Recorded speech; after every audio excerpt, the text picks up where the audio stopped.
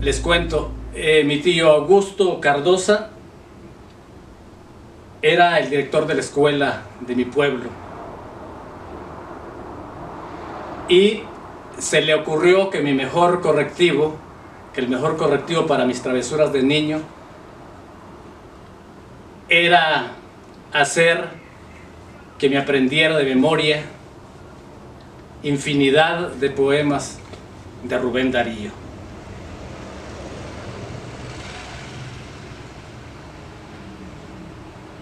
Como consecuencia de eso, comencé a escribir mis primeros poemas. Luego conocería a otros importantes poetas posteriores a Darío: Salomón de la Selva, Lino Argüello, Manolo Cuadra,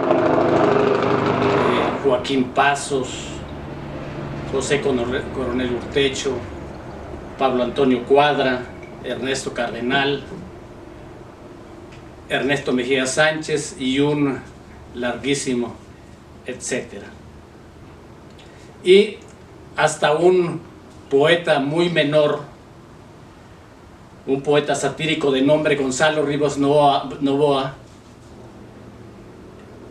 cuya única importancia fue de escándalo, pues fue expatriado de Nicaragua por uno de los Somoza debido a que se dedicaba a satirizar los versos de Rubén Darío. Proveniente de esos distinguidísimos poetas mitoteros y por los tiempos de represión que se vivían durante mi adolescencia, es lógico que mis textos iniciales, más o menos decorosos, fueran de poesía política, corriente literaria muy practicada y difundida en toda Latinoamérica después del triunfo de la Revolución Cubana, pasando por el movimiento del 68 en México. Es cierto que mucha de esa poesía, de esa literatura, cayó en el facilismo de creer que cualquier denuncia o hasta cualquier pleito neurótico puesto en formato de verso era poesía. Todos somos poetas, decía por esos tiempos Ernesto Cardenal.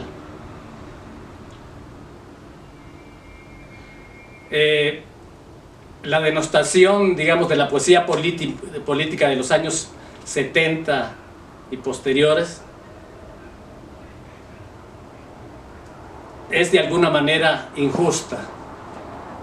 Se nos olvida que muchos de nuestros grandes autores latinoamericanos se formaron, se confirmaron o cuando menos se asomaron a este tipo de poesía y abrevaron de ella. Por ese lugar, el de la poesía política, pasaron Mario Benedetti, Nicanor Parra, Pablo Neruda,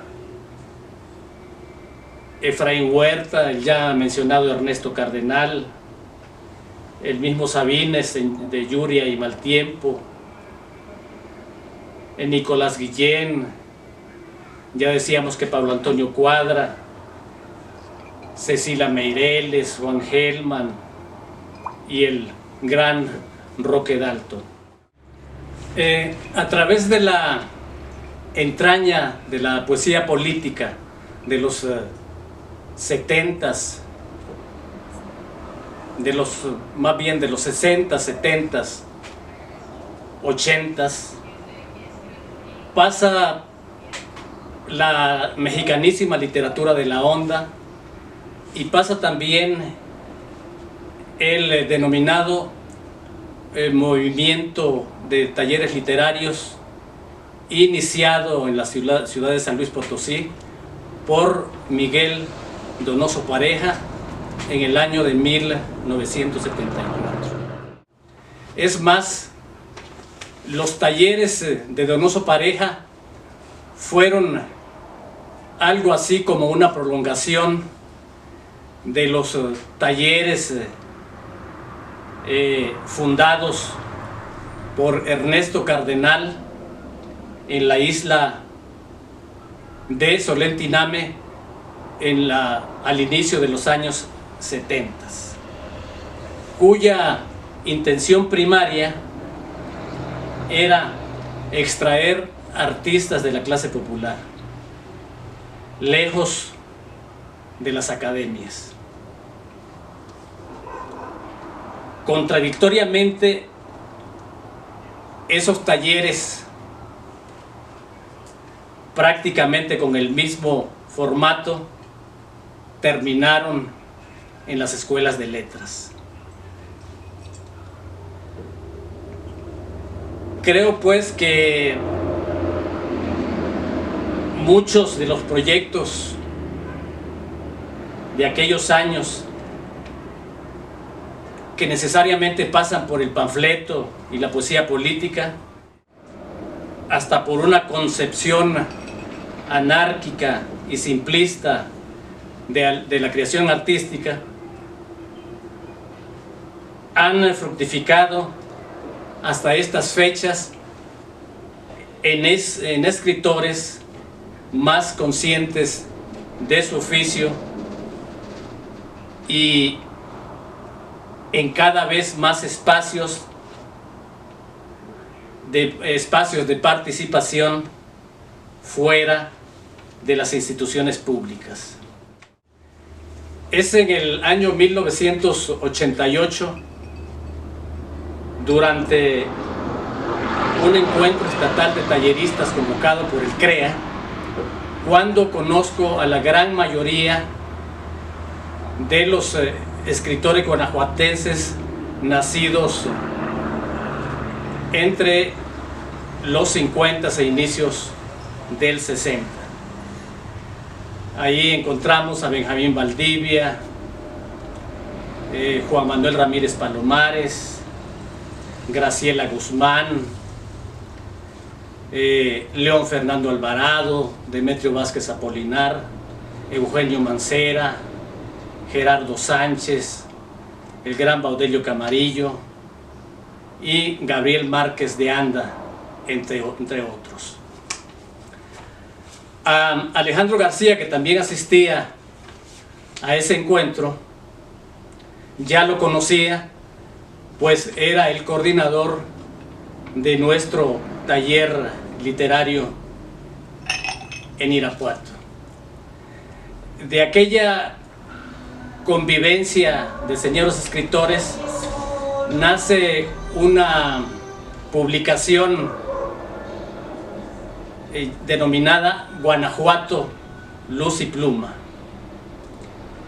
En los años siguientes, algunos de esos personajes se convertirían en mi particular escuela de escritura.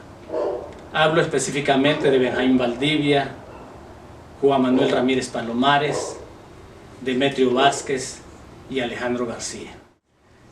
Literariamente hablando, vengo de los grandes poetas y poemas latinoamericanos y de la literatura política nicaragüense de los años 70 y 80 del siglo pasado.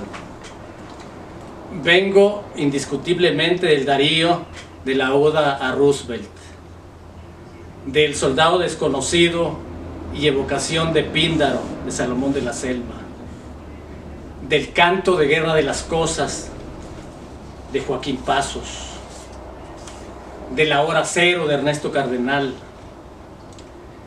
pero vengo también de Los Heraldos Negros y Trilce de César Vallejo, de 20 poemas de amor y residencia en la tierra de Neruda, de algunos momentos de la antipoesía de Nicanor Parra, por ejemplo del Canto para despertar a las hilanderas o El hombre imaginario.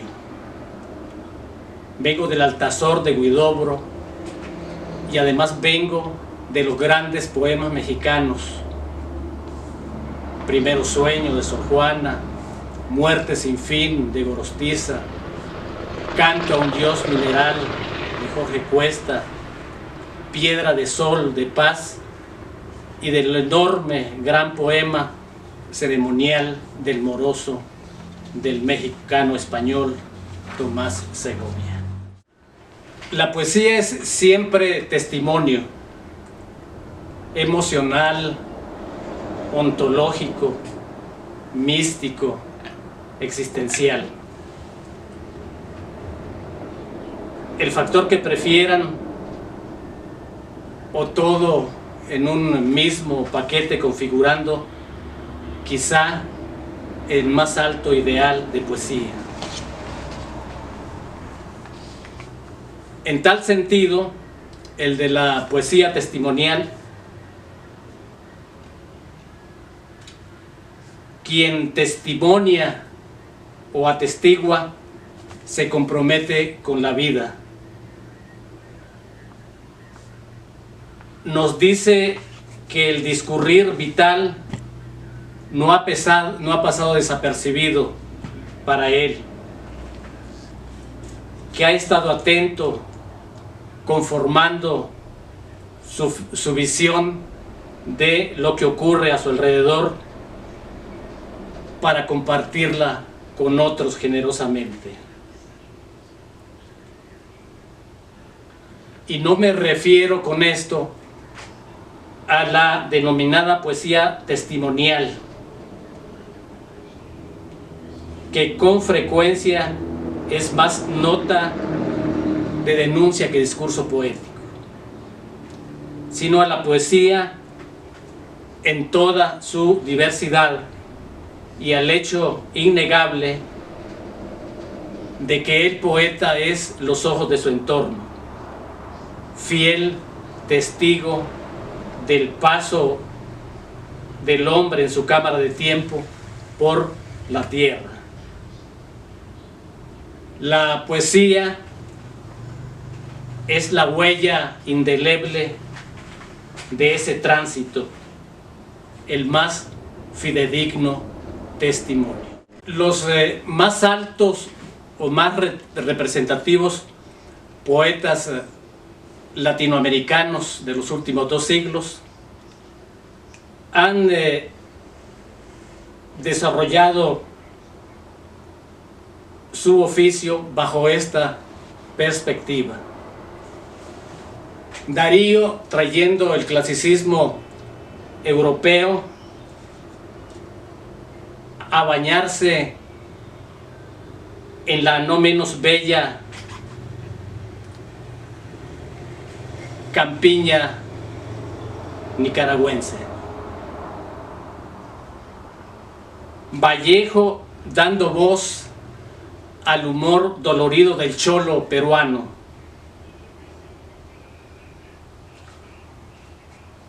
Huidobro cantándole a la naturaleza con el onomatopéyico eco de su aliento, de su esencia. Borges repoblando en sus milongas la pampa argentina. Guillén interpretando todos los ritmos, pasiones y carencias de la negritud. Neruda develando los secretos de la tierra a través del diálogo permanente con la cotidianidad. Paz recreando el esplendor del pasado mexicano, sobre todo en su gran poema Piedra de Sol. Templo antiguo. Loado seas tú, el amargo y solitario, el perdido ya desde el principio, el poeta que trabaja el cuchillo en su indeleble tercera mano. Odiseas Elitis. Loada la luz previa a los altares y el muro en su latido aún de piedra. La rodilla devota que descalza hinca su profecía en el sentido común para abolir su purgatorio, y el rostro desertor de los espejos y el nicho sin más santo que tú mismo. Loada la plegaria aún sin grito, la confesión sin culpa ni milagro, la campana que anuncia el albedrío, el cirio moral dueño de su fuego, la eternidad lograda por tu sombra en su diafanidad de vuelo de árbol. Loado sea el ojo que murmura curiosidades varias, porque es ojo de los lentos caminos que apresuran la multiplicidad de los agravios. Él solo quiere ver, pero lo miran y después renegar de la mirada. Hay cerrojos que espían por el ojo de su malinventada cerradura. Loado el campanario de tus tímpanos, donde descansa el eco y se fatiga de tanto predecir alas raídas. La paloma que anuncia el precipicio, en su misión de verbo consternado, bebió su sed en ti, busca un diluvio. Loadas las cornisas de tu tacto, etéreas cuando sienten que se posan, genuflectas y amadas las caricias. Es el dedo de Dios pulsando el molde, la carne que en su carne se revela, buscando eternidad en otro cuerpo. Loado el santoral de los aromas y su feligresía de narices, pues no solo de incienso y parafina está poblado el reino de los suelos. Más allá del sagrario constreñido va el olfato de Dios fundando esencias. Loada la manzana fría y mustia, ya Eva envenenada, Adán sediento, el pecado purgando su condena vomita soledad dentro del templo. Hallan juntos la clave de su enigma y además de manzanas manoseadas hay todo un festival de frutos limpios. Loado el bautisterio de tu lengua, donde todos los nombres desembocan. Ahí se vuelven costa las orillas. Contemplemos la fuente de palabras que puede hacer de un tumbo olas crecidas. A lo lejos Noé, loco de afluencia, sueña con manantiales de saliva. Loada la placenta agua del río que emana del fulgor del gran espejo a bendecir el templo con su arribo. La columna puntal erguida al cielo resume en su erección el evangelio. En el semen vinícola del verbo hace fruto el viñedo de estar vivos. Loada la techumbre que sostiene no la fe, sino el cielo en sus adentros, pues el cielo es el cielo de otros cielos, los muy particulares, los minúsculos, los que son un infierno de tan cielos, los que de tan infiernos son celestes. Loada la certeza de estar ciertos, que no importa el ritual, sino la voz, que desde antes de ti, desde muy antes, te convirtió en santuario de ti mismo.